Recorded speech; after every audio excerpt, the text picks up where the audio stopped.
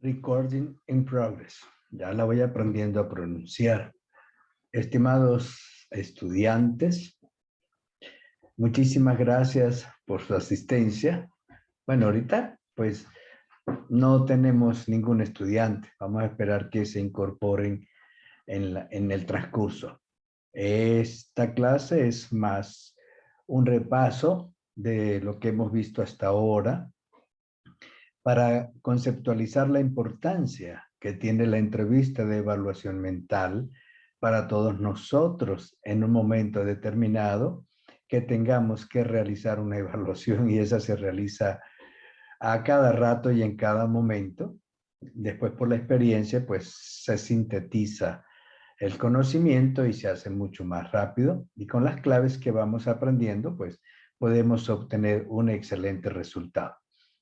Les escribí en algún momento, les he dicho que las preguntas que les hago de mi cuenta para agregarlas a su cuestionario, bien pensadas, conocidas y detalladas, van a permitir obtener información del consultante, que es sumamente importante porque primero nos va a delimitar dónde está el problema y lo vamos a conseguir sumamente rápido, especialmente con los enfoques clínicos que tenemos, y lo podemos entonces poner a juego aquí a prueba y obtener los resultados de diagnóstico y de tratamiento en lo posible.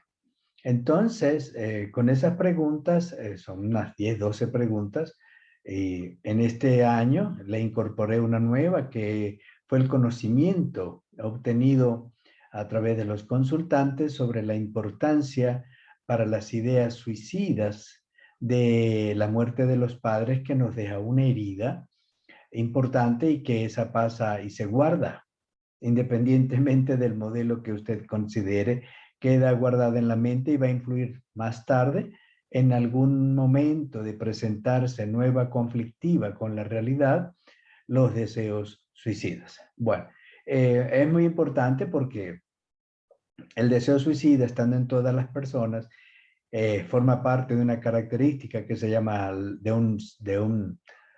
un diagnóstico que se llama la depresión, pero también está implícita en muchos diagnósticos que no la tienen como idea suicida, criterio para ese diagnóstico. Por ejemplo, el pánico no tiene las ideas suicidas, y la causa del pánico es la idea suicida, pero no está escrito como un signo o un criterio para un determinado diagnóstico, como la ansiedad generalizada y su extremo, el pánico. Entonces, es importante que extraigan bien las respuestas y bien detalladitas, porque eso les va a dar información. Y a veces me interesan mucho las entrevistas que algunos estudiantes hacen, y entonces aprovecho y les aporto ideas que van a ser útiles en el futuro inmediato con la entrevista de tratamiento que vamos a tratar de hacer. La entrevista de evaluación mental tiene un modelo teórico. Recuerden eso, esto es importante.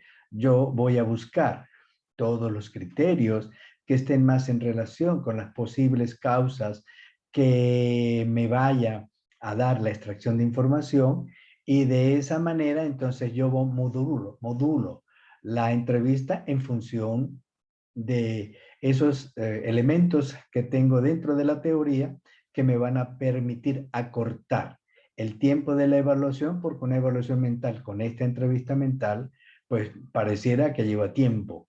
2 o 3 sesiones son necesarias para poderlas hacer bien en los casos más problemáticos. En aquellos casos sencillos, pues no hace falta. Una depresión se extrae nomás en el motivo de consulta, ¿ve? Pero una psicosis, una esquizofrenia, nos lleva su tiempo de averiguación.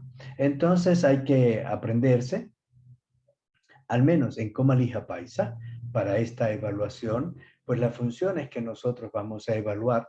Aunque los pacientes van a ser más normóticos, pues entonces tendremos chance, aunque sea decir, no se presenta, no se presenta y no se presenta. Pero en algunos casos hay una información importante en los normóticos que nos permite tener información suficiente para poderlos ayudar. Nuestra misión es primum non nocere. Eso quiere decir, primero, no hacer daño. Nuestra profesión está destinada al bien absoluto de la persona. Entonces, con ese principio, pues tratamos de hacer la mejor averiguación en función de los momentos que son importantes para nosotros. Les he escrito y les repaso sobre los momentos porque es de ahí donde está toda la información. No está en el chequeo de las funciones, si está presente o no está presente, que se hace el diagnóstico. La primera entrevista, el motivo de consulta es sagrado, pero es insuficiente. ¿Por qué estoy aquí? Bueno, doctor, porque me duele la cabeza y los médicos me han examinado y yo no tengo nada. Ellos dicen que no tienen nada donde ellos me puedan ayudar y me dan la medicina, pero el dolor de cabeza me sigue.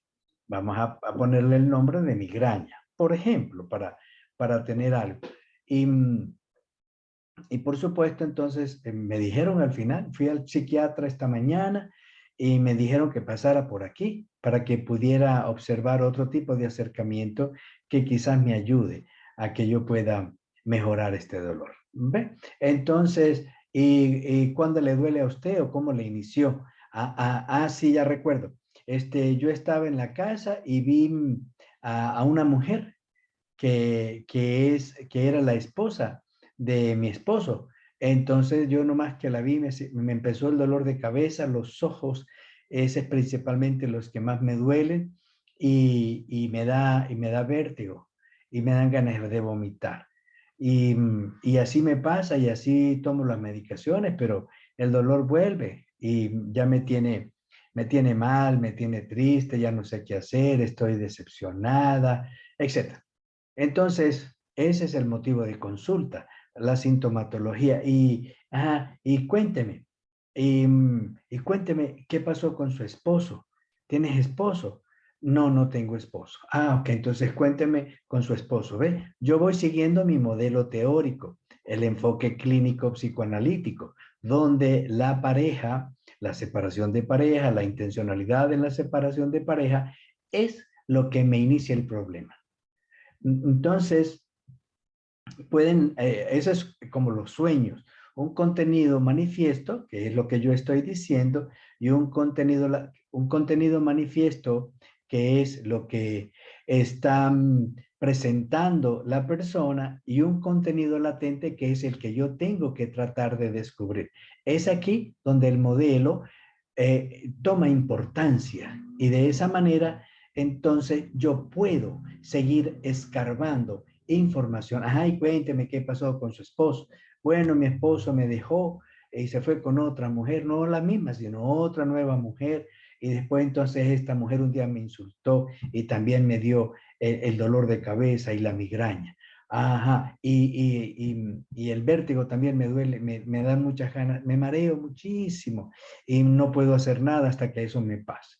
Ok, entonces nosotros vamos escarbando en el motivo de consulta, como descripción del motivo de consulta, los antecedentes, las consecuencias probablemente, etcétera.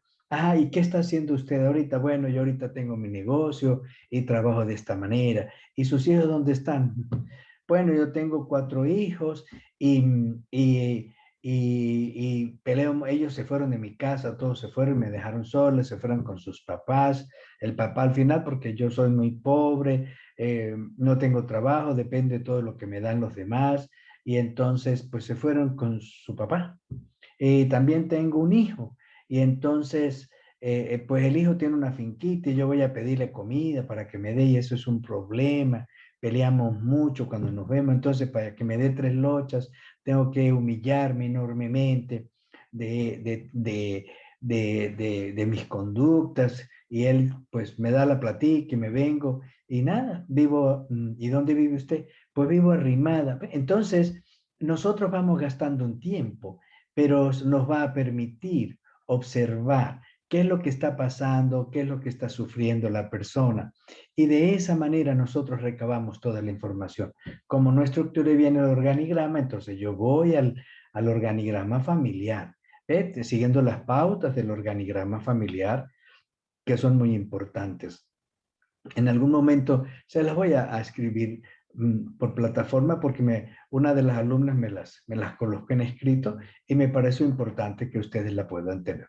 Bueno, entonces es esencial, ve, que nosotros podamos observar, porque en la observación tanto de la conducta como de las expresiones orales que estas personas tengan, nosotros podemos sacar conclusión. Y de esa manera, en toda esta información, en estos, yo les pongo 4 o 5 momentos. Uno, el motivo de consulta, descripción del motivo de consulta, el genograma, descripción de las relaciones del genograma, ¿ve? Si yo voy armando mi genograma, yo tengo aquí 4 hijos, más tengo un hijo, es un varón, las hijas se fueron, toda la señora está sola, ok. Vive sin esposo, el esposo la dejó, también se fue con otra señora, la del dolor de cabeza, entonces yo voy armando. Ajá, y las 4 ellas, no, esa no me quieren, la primera es mayor a esa, pelea conmigo cada vez que me ve, todo es un problema, y no sé, y ajá, entonces la otra es igual, el hijo ni hablar, no los puedo ni visitar, y yo quisiera irme con él, pero ¿cómo se va uno si es peor? Un viajecito, eso es un insulto, y tengo que volverme a la casa. Oh, ok, ajá, y cuénteme, y de su esposo, ¿ve? Entonces yo voy investigando, ahí cuénteme de su esposo, qué pasó con él, por qué la abandonó, qué fue lo que sucedió. Bueno, un día me fui a trabajar, entonces el esposo mío cuando regresé pues ya dijo, no, usted me enfermé y me fui a mi casa. Entonces cuando regresé ya él me dijo que no quería vivir conmigo porque tenía la otra señora y me tocó irme de la casa a, a vivir en mi casa con todos los hermanos, que eso es una pelea. Cuénteme de su papá, ¿qué era él? Bueno, era ebrio, era un alcohólico. Y de su mamá, no, mi mamá siempre ha sido una sometida. Ajá, pero tienes mucho maltrato en la vida. Cuénteme, ¿quién te maltrataba en la casa? Nadie. Niegan de una vez, ¿ve? Porque o no se recuerdan o porque creen la experiencia religiosa, el credo religioso es muy importante. Por ejemplo, en esta persona que les estoy contando, antes era no creyente y después se metió a creyente. Antes era un poquito más disparatera, más agresiva, ahora es sumamente sumisa. Y eso es súper importante porque entonces con la creencia religiosa, con su fe, lo que hace es guardar toda la información y el maltrato se lo guarda. Recuerden el enfoque, por lo menos el psicoanalítico en este momento, recuerden separación de pareja, dolor, hay ira, después de la ira viene las ideas suicidas homicidas, que son por un montón, después viene la activación de los mecanismos de defensa, que es la negación, que es la represión, la activación, la proyección masiva de todos estos componentes que han sido guardados. ¿Ve cuál es el odio al padre? Ya lo vamos a ver porque uno, si ve a una persona que tiene tanto maltrato en la vida, no nació maltratada. Entonces tenemos que recurrir al genograma para que me pueda dar la información. Ajá, cuénteme de su papá. Entonces, ¿quién era su papá? ¿Qué hizo su papá? ¿Se divorció su papá? ¿Cómo trataba a su mamá? ¿Qué pasaba en su casa? Etcétera, hasta que yo, con esta relación de maltrato que me está refiriendo la señora, yo pueda encontrar la causa de ese maltrato. ¡Wow! Está en el papá. Por eso los hombres la maltratan, la friegan, las mujeres también, porque tienen el carácter de sus padres y la friegan. Entonces tiene un mundo de agresión guardado en la fe porque ahora es creyente. Entonces eso hace que se guarde toda la información. Por lo tanto, en este momento todo el sufrimiento se va a dar. Y yo tengo que empezar con esta visión. El padre maltratador, las hermanas maltratadoras, el esposo maltratador, las hijas maltratadores, el hijo maltratador. Esta es una señora maltratada. Otra vez, núcleo de personalidad. ¿Qué núcleo de personalidad yo le observo? Vamos a ver, mi señora, ¿y qué ha pasado con su tiempo? ¿Por qué se guarda tanta ira? Ira, bueno, sí, porque como ahora creo en Dios y entonces la ira es mala, yo ya no la presento, yo la guardo. Ah, entonces, pero mi tratamiento es para dar expresión a la ira, para que usted la pueda conocer y los afectos amorosos que están atrapados dentro de la ira. Bueno, ir así, yo sé que tengo muchas, claro que sí, mi doctor, eso la tengo yo ahí guardada. Me permite, ¿ve? Ese es un signo de humildad. Entonces, con ese signo me permite reconocer, yo ya abrí mi camino para poder ejercer el tratamiento. Por eso, y no he revisado nada de lo que es el examen mental, no lo tomo en cuenta. ¿Ve por qué? Ah, porque yo lo tengo en coma lija paisa. Entonces ya busqué a través, hola señorita Casey Mojica, bienvenida, muchas gracias por su participación. ¿Cómo está usted?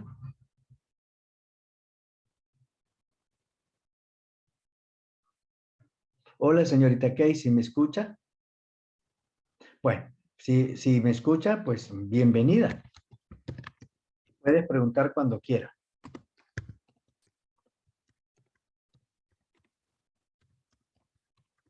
Ajá, ya le envío un mensajito por si acaso. Entonces, ya tenemos toda la información. Yo les enseñé, es mi enseñanza, no es una obligación. Es, mire, jóvenes, yo tengo cierta experiencia en este campo. Yo se las voy a contar ahorita para que ustedes la puedan tener en su cabeza. Y mañana, cuando ustedes sean doctores, pueden seguirla. Y cuando ya no les sirva, pues la cambian por la propia. No se preocupen. Esto es una manera de acercarnos y comprender los enfoques teóricos para nosotros mejorar una anomalía, ¿ok? Entonces ya tengo una personalidad reflexiva. Por lo tanto, me va a permitir que yo le haga el ejercicio que yo debo hacer en mi consulta, una práctica clínica para poder descubrir los elementos de rabia que tiene esta persona. ¿Ve? Entonces, vamos a hacerlo. Ay, estamos en psicoanálisis, recuerde, hay asociaciones, entonces, de pronto, mira, me sale mi papá en los ejercicios que usted me coloca. Cuénteme de su papá más. No, pues, si papá me insultaba, llegaba a la casa y me hacía de mí lo que quiere, y él se murió, lo atendí hasta que se murió, mi mamá también se murió, la volvió nada. Ajá, ¿ve? Confirmamos entonces la primera relación del maltrato. Yo puedo entrar al tratamiento. Ya tengo mi personalidad, mi tipo de personalidad, yo lo observé. A un tipo de personalidad depresivo, tiene rasgos depresivos, tiene algunos signos somáticos, tiene tristeza porque sus hijos no la quieren. Está bien, va. Hay algunos signos depresivos. Me parece que es un tipo de personalidad depresiva, un tipo de personalidad con rasgos depresivos, no un trastorno de personalidad. La palabra trastorno en personalidad implica una alteración significativa de su pensamiento, de su idea, de sus pensamientos, de sus emociones, de su comportamiento que obliga a la persona a estar en aislamiento. Entonces, para cuidados de emergencia, porque no sabemos cualquier posibilidad de querer cometer suicidio. Y uno se cuida, por lo menos en clínica, de esas ideas suicidas, porque ellas son desastrosas. Y de tanto darle la cabeza, pues algunas personas se cansan y ejecutan esa idea suicida. Bueno, entonces, ¿qué pasa con coma lija paisa? Porque usted la tiene a la mano. ¿Ve? Al usted ir, empieza, anota, como siempre les anotamos, por si acaso estamos aprendiendo y se nos puede olvidar. Coma lija paisa, coma. Entonces empieza la conciencia, la orientación, ¿ve? Son claves. Y con las otras subfunciones también uno las va aprendiendo y ellas van a aparecer. Yo no tengo que ir, está orientada a lo psíquicamente, en tiempo, espacio y lugar y fecha, o está orientada um, autopsíquicamente. No, no es uno por uno, sino tienes una orientación adecuada. Voy a ver qué me falta. Señor, ¿y dónde vive usted? Ajá, yo vivo en tal sitio. ¿Y cuánto tiempo tarda en venir para acá? Tanto. ¿Y cuánto vale el pasaje? Tanto. Entonces sí tiene una orientación, ¿ok? ¿Y cómo ve usted las cosas, cómo le afectan? Bueno, entonces ya la vida para mí es lenta, ya es oscura. Mire, tengo 60 años, estoy viejita.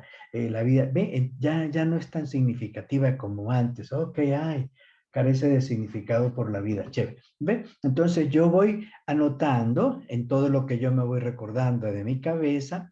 Ajá, ¿cómo está la conciencia? No, está bien, está lúcida, está clara, está respondiendo bien. Ah, qué excelente conciencia. Coma, bajo la orientación M, memoria. Ah, ¿cómo está? Tiene buen recuerdo, no hay lagunas, todo está perfecto, cualquier tiempo me lo puede explicar. ¿Por qué? Porque las lagunas son muy importantes, yo siempre se lo he dicho, se conecta inmediatamente con un trastorno disociativo. ¿Ves? Se conecta y nosotros tenemos que, ay, las preguntas que me hace el profesor, ahí contempla algún abuso sexual. Cuénteme, señora, ajá, ¿hay algún abuso sexual en su cabeza, en su tiempo? Bueno, yo sí, como, yo no recuerdo así que haya tenido algún abuso, alguna niña que me quiso tocar los genitales, pero ya no, ya se pasó de ahí y usted es la primera persona que que lo va a escuchar.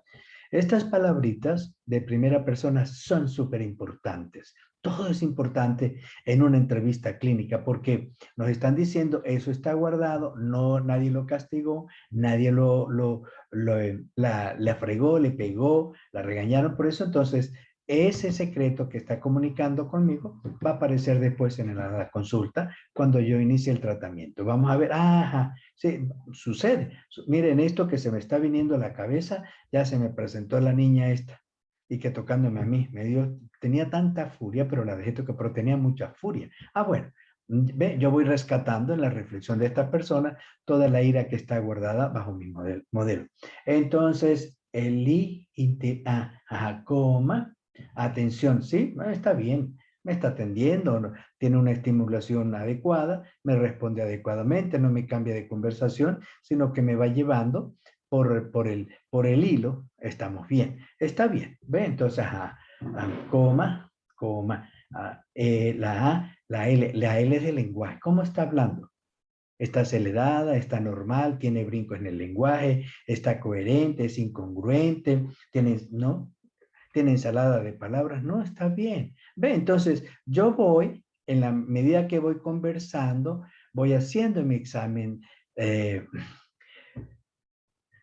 mental, en cada una de las funciones, ¿dónde voy yo? Lija a inteligencia, insight, a inteligencia ya la vi, el insight, y tiene comprensión de su molestia, sabe lo que está pasando. Sí, sí tiene comprensión, tiene una presencia bien clara de cuál es su sintomatología y las consecuencias, está buscando la ayuda pertinente, no viene porque la mandaron, viene porque quiso venir y quiere saber si hay algún chance de poderla mejorar. Ajá. Entonces, J, como lija, juicio. Ve cómo está su juicio en relación también igual al insight. Cómo está su juicio, analiza bien las cosas. Indudablemente van a haber algunas fallas de juicio. Esos vacíos de juicio son los que uno toma para poder en cualquier modelo, ejemplo, si es psicoanálisis, interpretar. Si es un modelo humanista, para poderle dar fluidez a su lenguaje y hacerle preguntitas que vayan dándole espacio a uno para ver cómo está su juicio de la realidad. Si es un cognitivo, para ver cómo están sus percepciones. Recuerde que el cognitivo está basado en la percepción, en la cognición que tiene de la vida y ella le va a originar todos los problemas. Entonces, nosotros iríamos al cambio de cognición. Bueno, donde estamos en pensamiento, psicomotricidad. Ajá, vamos a ver cómo está, no tenemos el lenguaje escrito, no es en este momento interesante, pero la mímica, cómo está su expresión oral, cómo está su concordancia entre las emociones que me plantea y los movimientos, la cara y los ojos, cómo me está planteando el problema. Vea, tiene hiperactividad, está sentada tranquilamente, no está normal. Bueno, entonces sí, psicomotricidad adecuada, chévere. ¿Dónde vamos? Como alija paisa, ¿ve? Vamos en actitud, y después viene otra ahí, y después viene sensopercepción. Sensopercepción es muy importante. Voy a repasar un poquito sensación y percepción e imaginación. La sensación hace referencia a todos los que son los sentidos.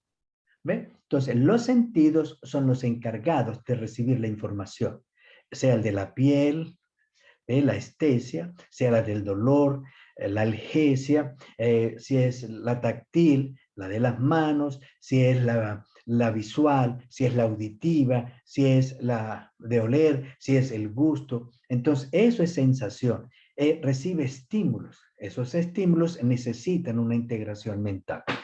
Entonces, la integración mental es la percepción, que es la acomodación de ese estímulo a esto que yo estoy viendo. Ajá, yo les ponía un ejemplito a uno de los muchachos.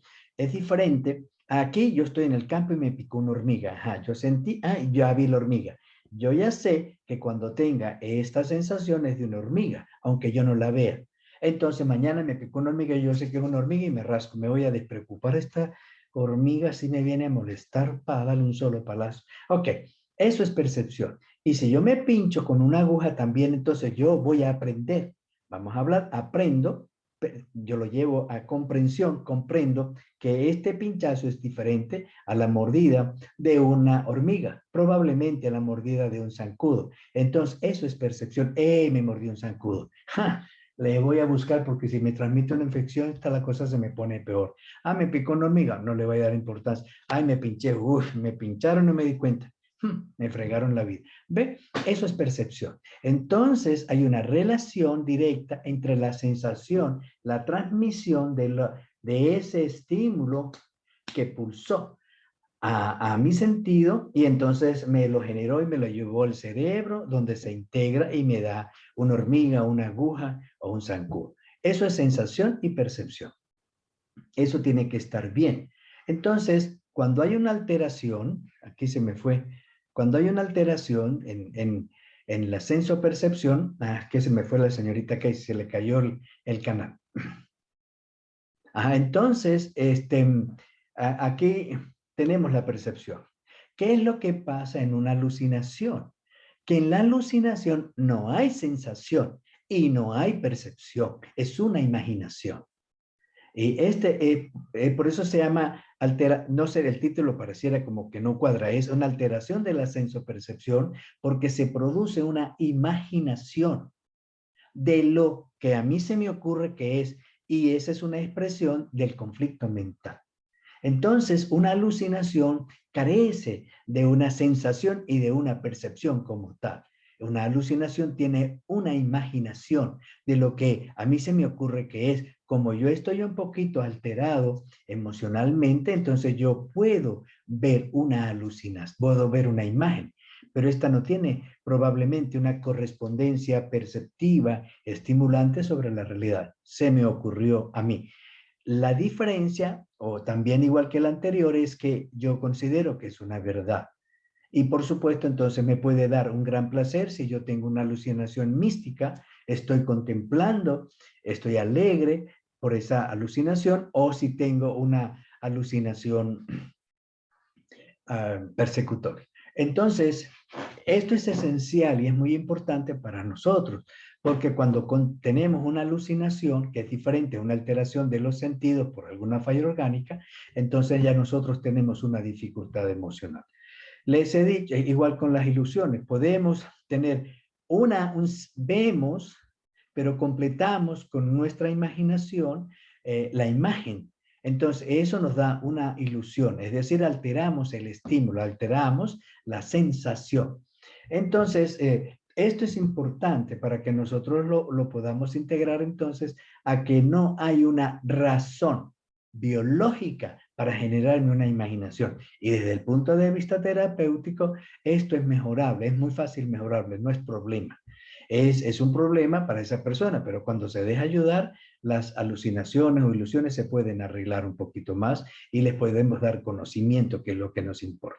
Bueno, entonces ya vamos en sensopercepción, ¿ve? Tenemos que ver, hay unas cosas que se llaman pseudoalucinaciones. Las pseudoalucinaciones se dan cuando uno está ebrio, ¿ve? Porque uno ve fantasmas, pero ustedes van a escuchar a la persona que está tomada que va a decir, me cayó mal el miche porque yo lo estoy viendo fantasmas. Cada vez que yo me emborracho lo que veo son fantasmas. A mí me cae mal el miche, pero ¿qué más? Es tan bueno que me lo sigo tomando. Bueno, eso es diferente. Igual cuando aparecen las pseudoalucinaciones a través de la experiencia del sueño, las ilusiones hipnagógicas e hipnopómpicas, ¿ve? Que uno, a muchas personas les pasan cuando tenemos los estados emocionales un poquito alterados por las circunstancias de la vida diaria, podemos tener estas, y de niño, yo las tenía muchísimo de niño, ya de adulto muy poco recuerdo que las hayas tenido, pero de niño, ir a dormir era un problemón porque me aparecían los sustos y yo despertaba viendo cositas, o del sueño, de la vigilia a ir a dormir, las hipnagógicas y las hipnopómpicas, de las de dormir cuando uno se está despertando. Entonces uno se despierta con ansiedad. Si lo vemos bien, es un estado de ansiedad. Igualmente, es factible poderlo mejorar. Entonces, esto es un comalija paisa. Y seguimos con todos los demás ítems como usted lo quiera. Pero si yo los puedo tener en la cabeza, la señora, yo soy bromista en las consultas porque quiero ver cómo me reaccionan, si ofendo, si le caigo bien, etcétera. Y entonces me permite observar, está triste, pero si le echo una bromita se puede sonreír. Ajá, está bien.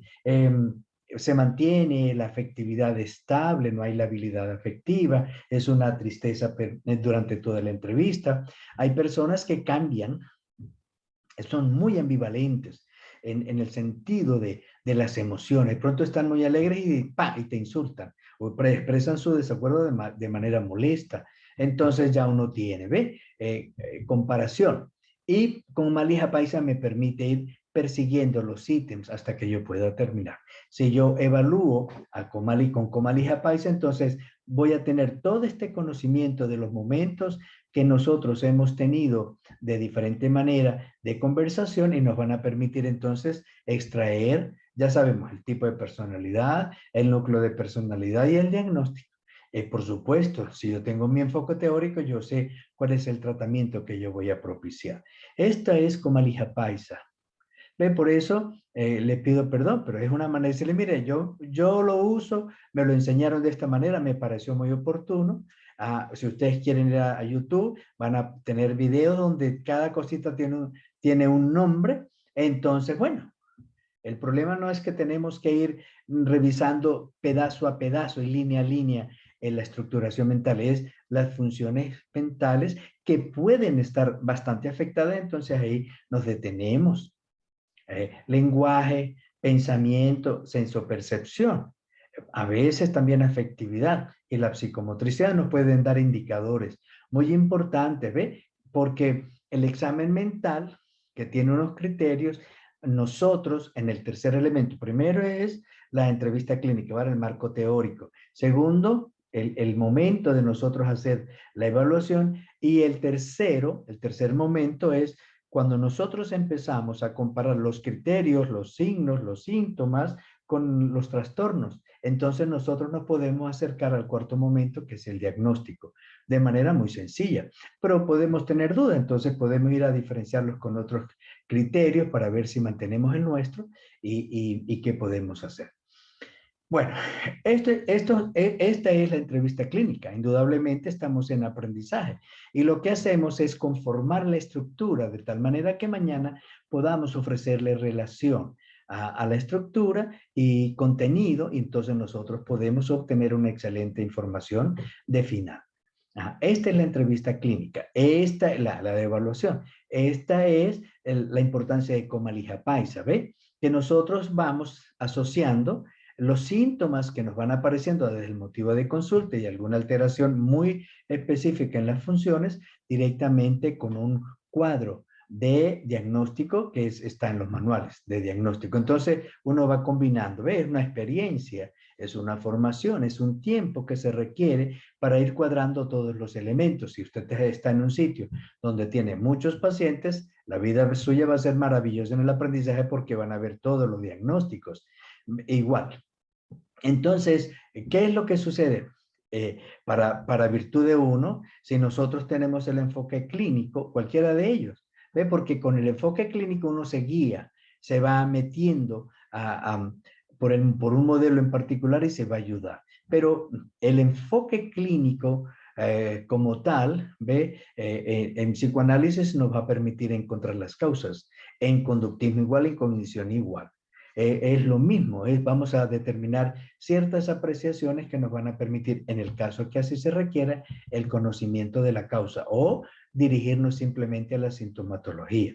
Como psicólogo clínico, estoy interesado en determinar las causas, porque ello me va a permitir obtener la información muy rápida, uno, dos, muy terapéutica, y número tres, me quedan las personalidades, los tipos de personalidad y me quedan los núcleos de personalidad. Si yo ya en los primeros momentos obtuve el núcleo de personalidad, yo estoy salvado.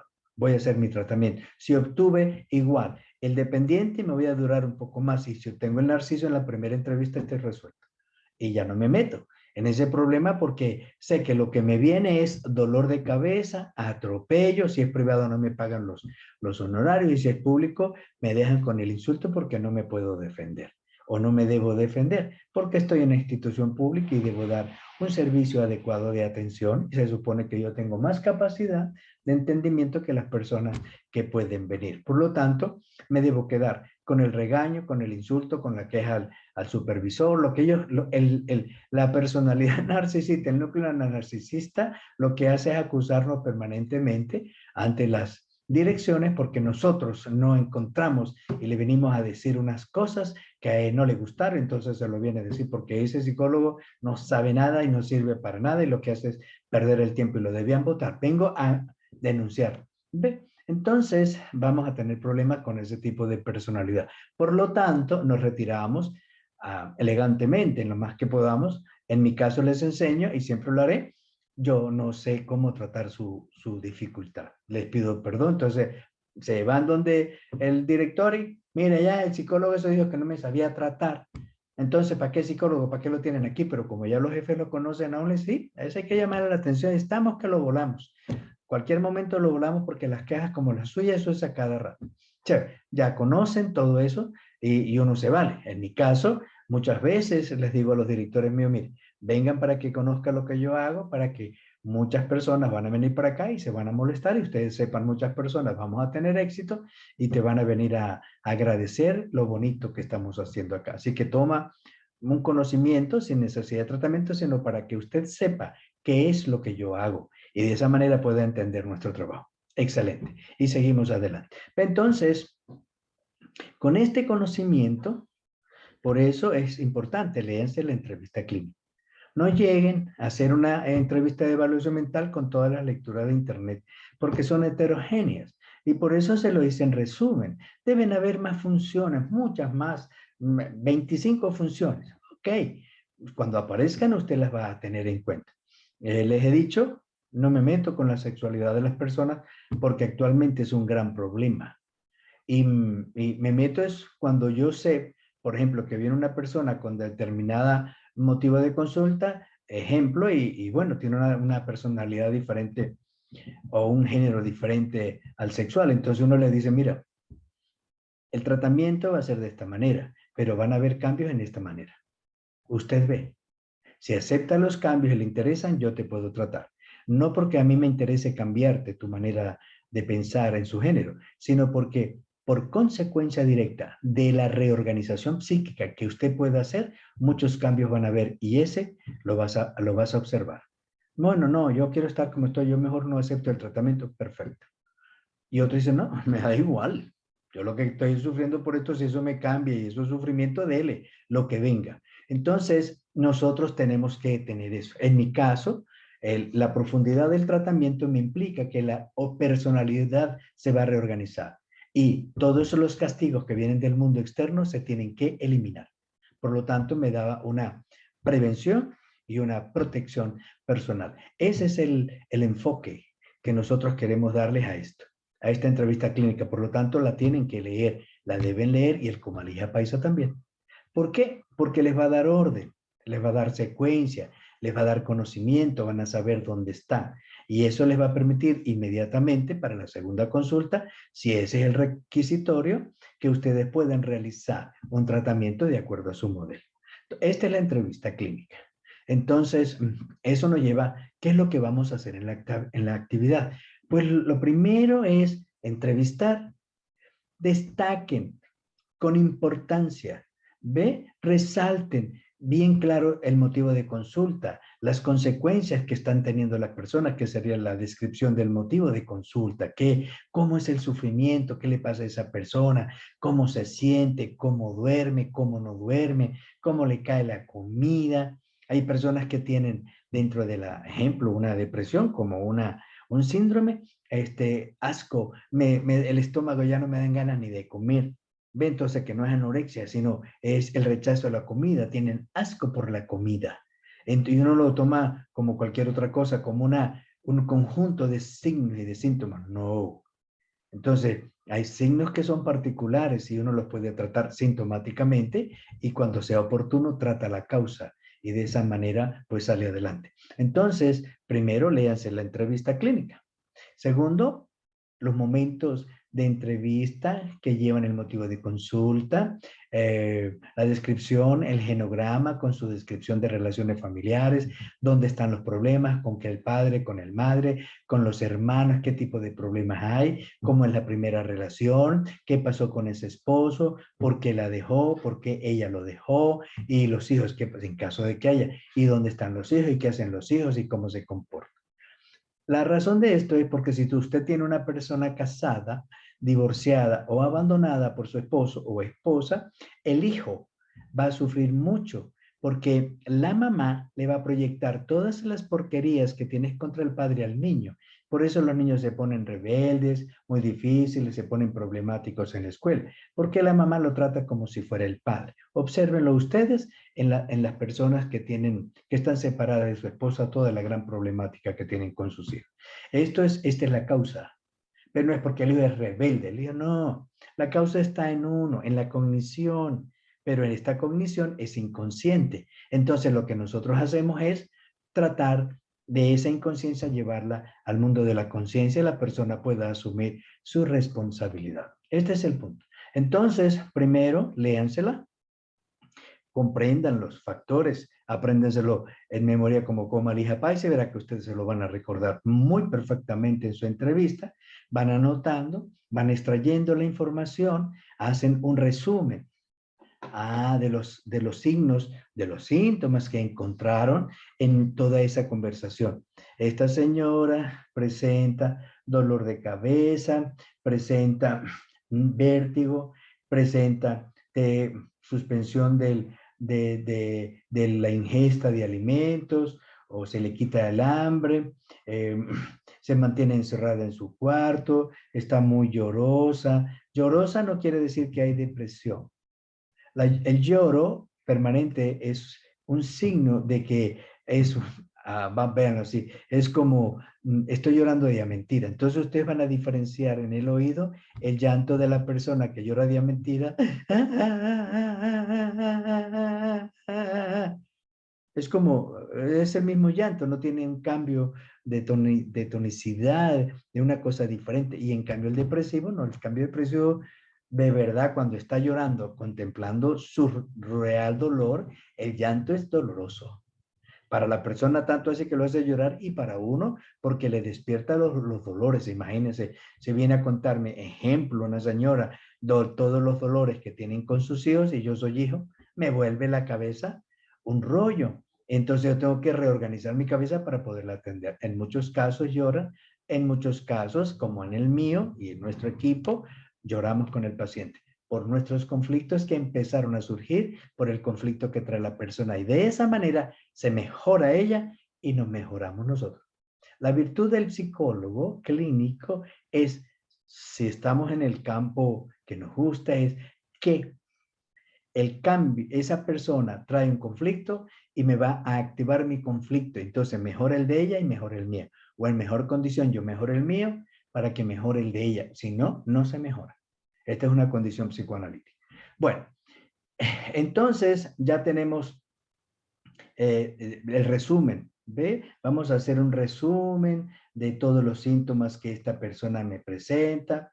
Pueden estar relacionados con algunos criterios de la depresión, cómo es el tipo de sufrimiento, qué pasa en sus relaciones mm, familiares con un padre aparentemente alcohólico y aparentemente muy descalificador, maltratador a través de la palabra, etc. Ok, ¿ve? Vamos leyendo y vamos haciendo eso, el resumen de los signos o de los aspectos más importantes que tenemos en este momento para nosotros poder llegar al diagnóstico. Entonces,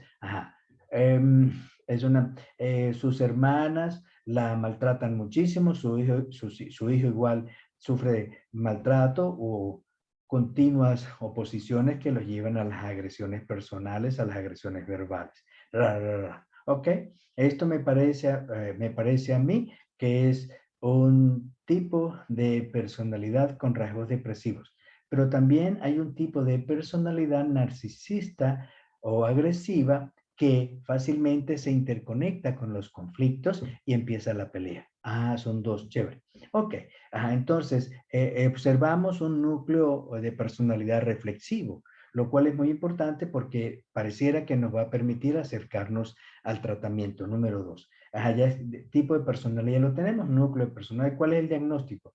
El diagnóstico presenta más elementos de tipo depresivo como sintomáticos, elementos sintomáticos de tipo depresivo. Sin embargo, hay características de personalidad que nos permiten observar su agresión. Actualmente, por su fe religiosa, es una persona que está guardando mucho los sentimientos agresivos hacia las demás personas.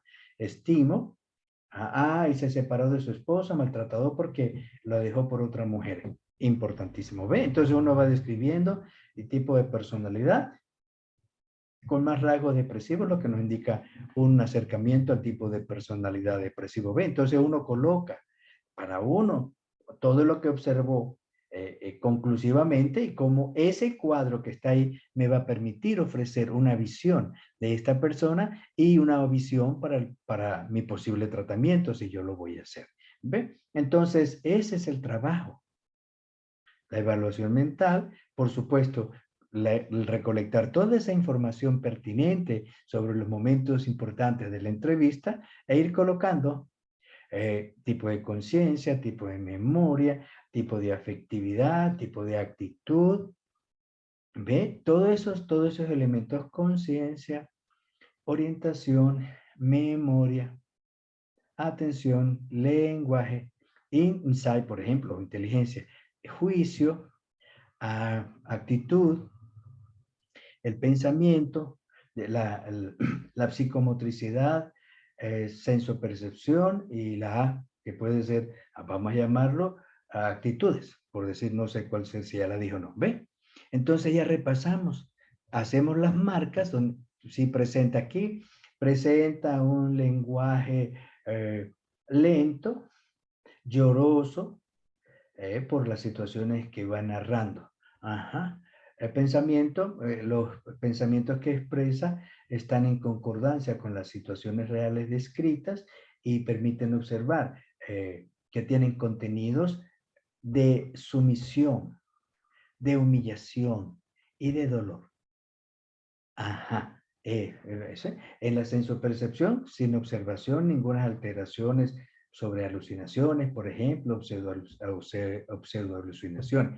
En la memoria, si hay confabulaciones, memorias, lagunas, etc.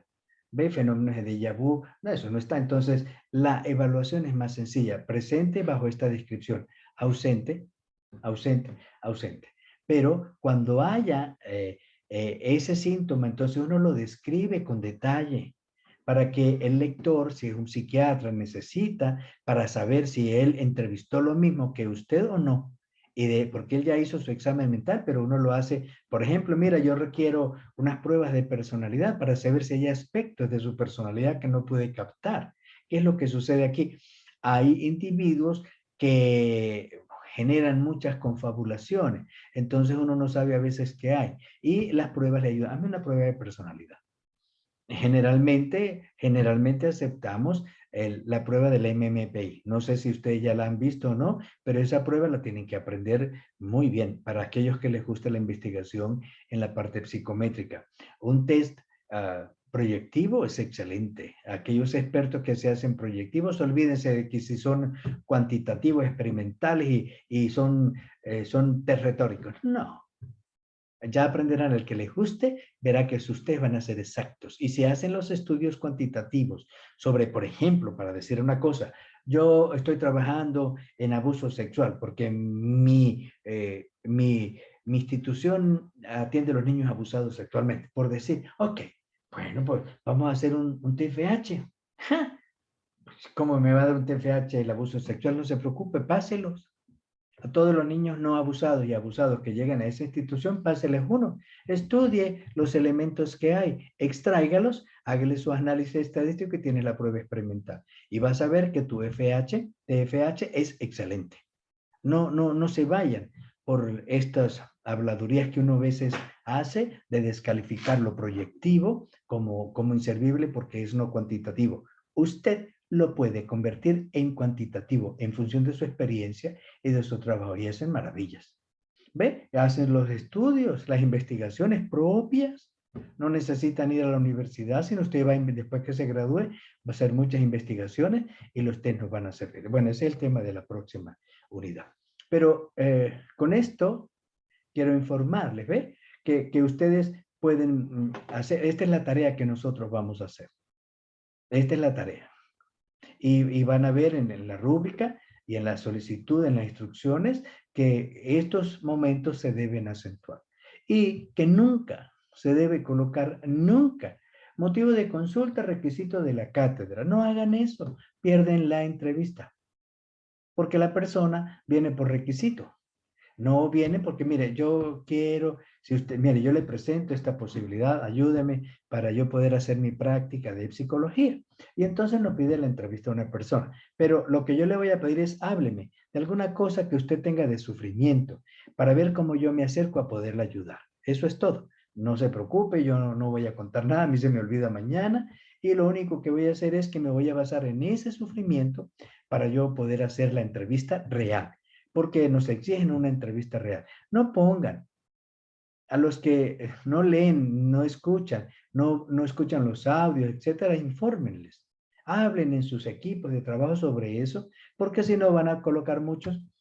Motivo de consulta, requisito de la cátedra. Entonces la rúbrica dice, cuando es requisito de la cátedra, es insatisfactorio. Entonces va a tener un insatisfactorio y después entonces le viene a reclamar al profesor porque él no dijo nunca que eso no se colocaba. Y además estoy acostumbrada y acostumbrado a que me coloquen siempre como requisito de la cátedra. Aquí estamos en clínica y estamos tratando de hacer la verdad. Por lo tanto, esa persona nos debe ayudar con un criterio real de un sufrimiento, una idea, un dolor, aunque sea cuántos novios ha tenido. Eso me explica, o cuántas novias. Eso me va a permitir explicar los duelos. Hablando de duelo, eh, tómenlos en serio. Duelo es depresión. Duelo no resuelto, eso también lo tienes ahí como un criterio. Duelo no resuelto es depresión. Si mi novia me botó y yo quedé pegado, yo tengo depresión. Ve, por un mes, por 5 meses, por un año, por el tiempo que ustedes quieran. Yo tengo depresión, entonces los duelos hay que resolverlos, sin excepción. Duelo que no se resuelva, se coloca junto a las ideas suicidas y empieza a estorbar. Porque el duelo, que es un dolor, es dolor y este se convierte en ira y va contra mí. Y eso es importante. Bueno, esto es esencial. Igual es los diferentes modelos. Si ustedes conocen las palabras claves, refuerzo negativo, refuerzo positivo, refuerzo discriminativo. ¿Por qué se ausenta la conducta? ¿Por qué esta persona está sufriendo? Porque apareció un refuerzo negativo. Estamos en comportamiento. Entonces, esta persona, sufrimiento es expresión de comportamiento. Esta persona sufre, es decir, se le fue la vitalidad porque hay un refuerzo negativo que quitó la vitalidad. Por lo tanto, vamos a investigar qué refuerzo negativo lo hizo. Ejemplo, me votó mi esposa. Ya, me votó, coincide con el otro. Me votó mi esposa. ¿Y qué pasó? Bueno, me apareció este problema y este, o al revés, tengo este problema, y entonces van buscando, ¿se recuerdan? Variables circunstanciales, antes, durante, después, que son los refuerzos, positivo, negativo, que es la conducta, o la reducción de la probabilidad de conducta. Entonces ya tú tienes el enfoque. Entonces, yo me voy a generar un tratamiento terapéutico a través del modelo conductivo para poderle cambiar, ¿ve? Ese refuerzo negativo que tiene que ahuyentó a la conducta positiva hasta que yo pueda encontrar una conducta positiva. Eso es lo que hacemos en mi modo de aprendizaje. Entonces, esta persona tiene migraña. Ok, vamos a ver qué pasó.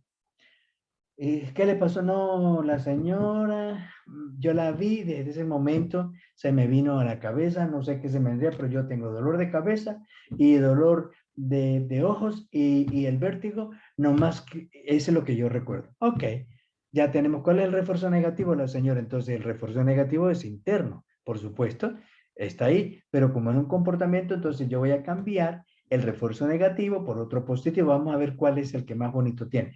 Mi hijo, ok, mi hijo. Vamos a sustituir y hacemos la sustitución para ver si ese refuerzo positivo es suficiente para yo poder eliminar la conducta de dolor de cabeza o no es suficiente. Eso es el modelo conductual. Y el cognitivo, junto con el cognitivo conductual. El cognitivo es el cambio de idea. En este caso no tenemos idea, pero voy a pensar ahora, voy a cambiarlo. Sí tengo la idea. La idea es que yo me recuerdo de esa persona y no me había dado cuenta, doctor. Cada vez que me recuerdo y me da el dolor de cabeza. O una situación parecida me da dolor. Cuando a mí me regañan y me pelean, me da dolor de cabeza. Ajá. Entonces vamos a ver, ¿y por qué le da dolor de cabeza? Bueno, porque yo siempre que veo a mi hermana, yo creo que ella me va a pegar y me da el dolor de cabeza. Ah, alguna vez se podrá verle y no le pega. Tienes una idea errada. ¿Y cuál es su creencia? Bueno, que todo el mundo me está fregando. Ah, yo tengo que cambiar esa idea errada para ver si le cambio el sistema de creencias y de esa manera entonces poder entender que a ella nunca más nadie la va a regañar o pelear, etcétera, porque estamos cambiando la cognición. Cambia la cognición, cambia la percepción de eso que está viviendo en la vida, va a cambiar la percepción de la realidad, cambia su falsa creencia por una nueva creencia hasta que nosotros la podemos mejorar. ¿Qué hace el cognitivo conductual? Basado en el principio cognitivo igual. Una idea genera una emoción y un comportamiento.